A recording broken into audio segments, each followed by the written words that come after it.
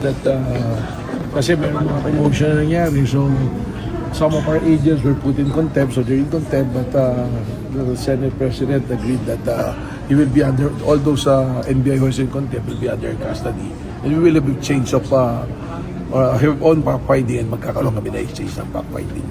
Okay. Paano mangyayari, sir? Yung tungkol doon sa mga kinontempt. Yung Siam.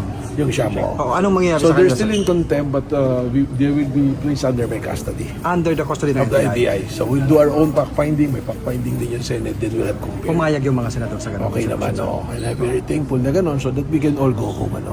Peacefully. Sir, how about the ICC warrant? Yung warrant, sir. Yung ICC warrant, it's there already. And there was also a resolution. I understand that the Senate mentioned that Senator Bato will be under their custody.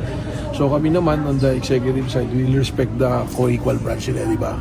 So we will hope that pag kailangan sumagot ni Senator Bato dun sa mga kailangang sagutin mandato kung ano man yung invitation and all, so the Senate will be ready to present Senator So Bato hindi also. siya aarestuhin ng NBI? Well, dahil they're already put in the custody of the Senate, so we will recognize that. And we'll just hope that when it's needed, Senator Bato will be available also to answer. So deemed served na yung ICC warrant? Well, we'll have communication with the DOJ and PCTC also, and of course to the Interpol that if there are any invitation or anything that will be communicated, probably will suggest that it should be channeled to the Senate President. So kayo, sir, paalis na rin kayo? Well, Kasama it's niyo not yung kami. Siam? Yes, lahat kami.